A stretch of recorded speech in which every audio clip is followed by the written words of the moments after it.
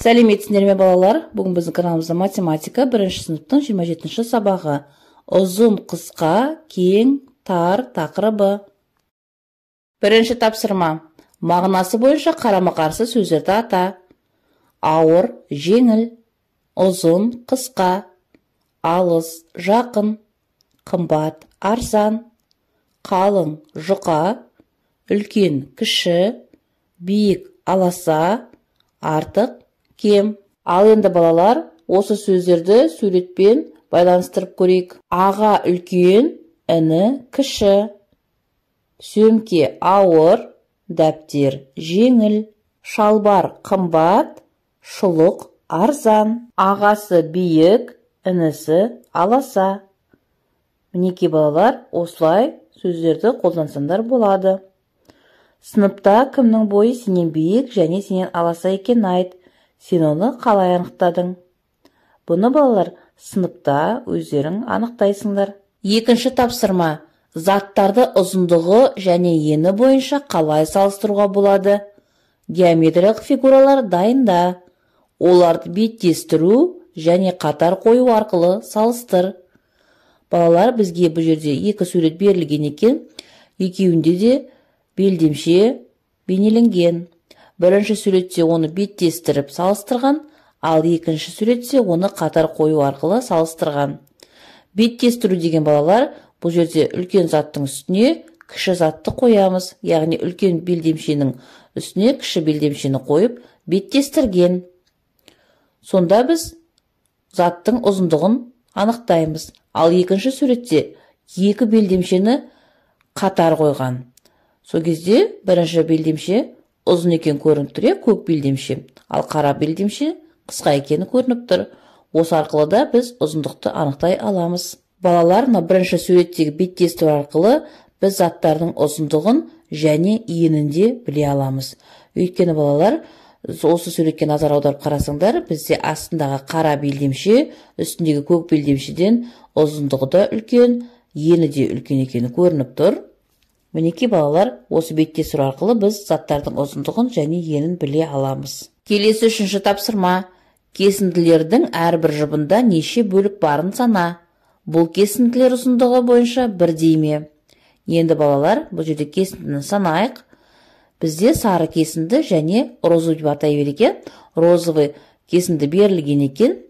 Бірінші сары кесіндіні санайықшы, неше бөлік бар екен? 1, 2, 3, 4. Яғни бірінші сары кесіндіде 4 бөлік бар екен.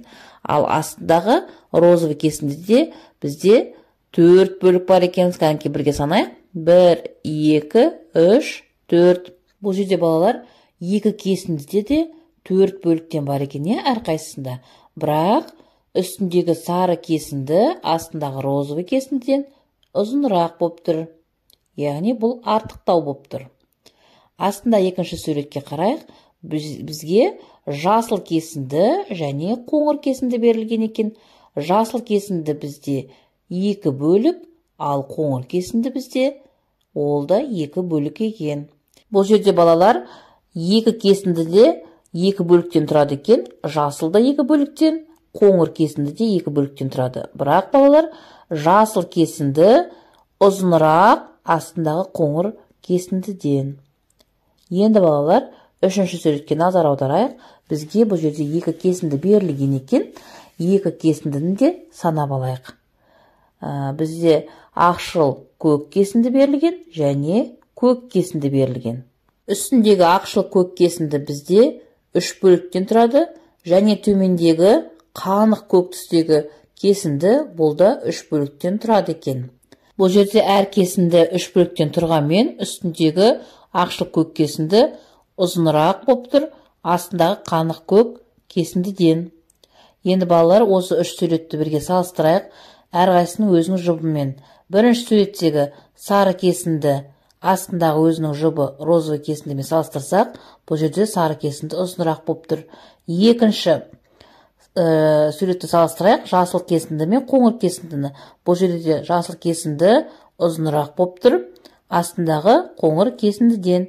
Үшінші суретте де бізде ақшыл көк кесінді ұзынырақ болып тұр қанық көк түсті кесіндіден. Осылайша балалар, біз әр кесіндіні өзінің жұбымен салыстырып көрдік. Сен зерттеушісің. 4-ші тапсырма.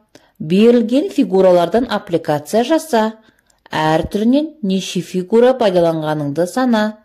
Олардың санын салыстыр. Балалар, бізде төмендегі берілген суретте дөңгелек фигура 2, тік төртбұрышты фигура 2, үшбұрышты фигура 2 және төртбұрышты фигура 2 берілген екен. Яғни әрқайсының саны 2-2-ден екен. Ал балалар, берілген фигуралардан қандай аппликация жасар едіңдер? Балалар, бұл фигуралардан ұшақ, көлік, қайық және тағы да басқа аппликациялардың түрлерін жасауға болады. Ал енді балалар, түрлі түсті қағаздан осындай фигураларды қиып алып, өздерің әртүрлі аппликация жасап көріңдер. Және балалар, осы аппликация жасау барысында қолданылып жатқан фигуралардың нешеуін пайдаланған сана және оларды салыстыр. Осымен балалар, сабақ аяқталды. Соңына дейін көргендеріңе рахмет. Сабағына лайк басып, каналға тіркелуді ұмытпаңдар.